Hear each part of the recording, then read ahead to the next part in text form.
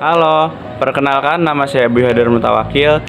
Saya dari jurusan Komunikasi dan Penyiaran Islam kelas 5D.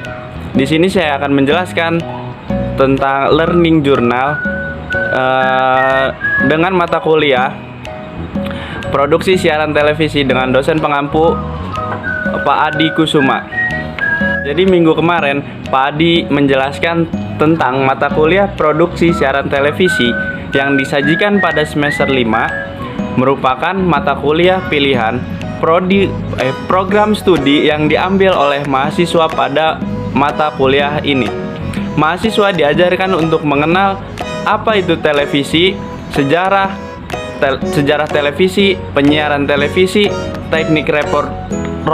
teknik produksi film, frekuensi TV, sistem perangkat televisi, dan juga mata kuliah ini pun mengajarkan bagaimana aspek administrasi dalam televisi, memproduksi dan manajemen program siaran televisi yang sesuai dengan amanat UUD nomor 32 tahun 2002 tentang penyiaran yang berpatokan kepada pedoman perilaku penyiaran atau bisa disebut P3, dan standar program siaran SPS, capaian pembelajaran mata kuliah CPMK.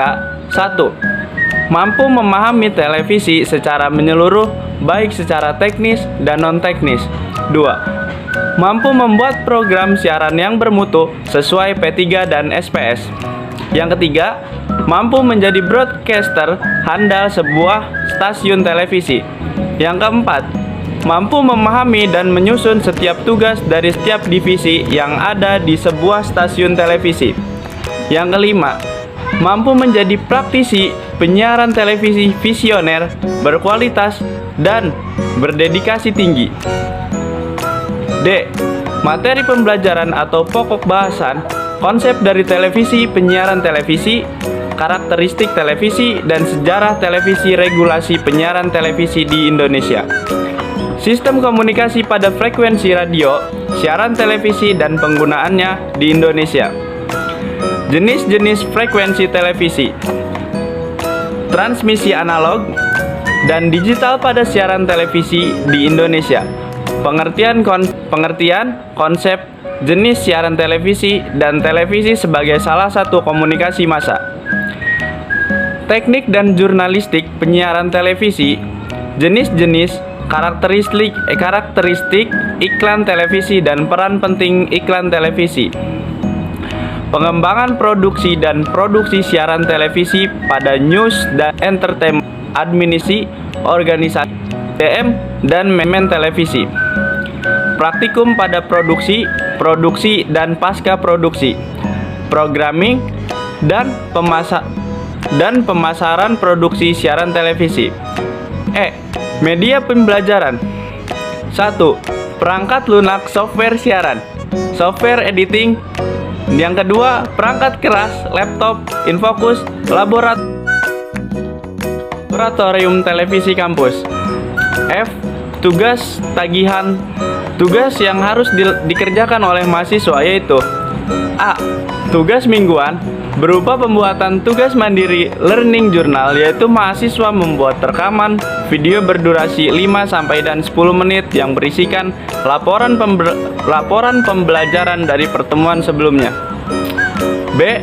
Tugas-tugas praktikum pada setiap materi produksi siaran televisi, baik individu maupun kelompok. C. Pengumpulan tugas ditetapkan sesuai jadwal yang telah ditetapkan. Jika tidak, maka dianggap tidak mengerjakan tugas. Teknik penilaian.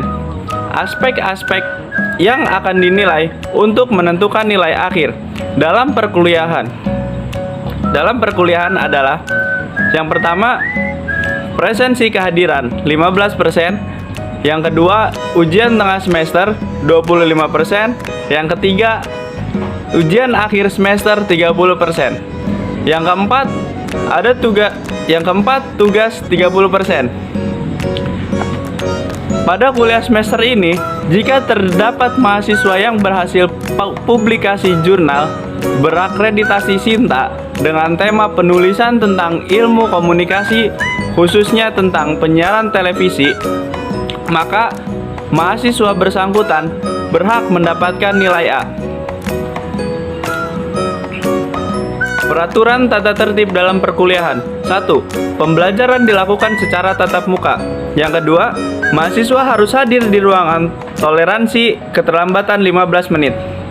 Yang ketiga, jika mahasiswa terlambat di atas 15 menit, dosen mempersilahkan masuk ruangan, akan tetapi mahasiswa dianggap tidak hadir. Yang keempat, saling menghargai dan tidak membuat kegaduhan atau gangguan atau kerusakan dalam kelas. Yang kelima, mahasiswa memakai pakaian rapi dan sopan. Yang keenam, mahasiswa mengangkat tangan jika ada yang ingin ditanyakan atau menjawab pertanyaan dengan bahasa yang sopan. Yang ketujuh, selama perkuliahan berlangsung, handphone dalam posisi off atau silent. Yang kedelapan, mahasiswa memberikan pemberitahuan resmi secara tertulis jika tidak dapat mengikuti UTS dan atau UAS.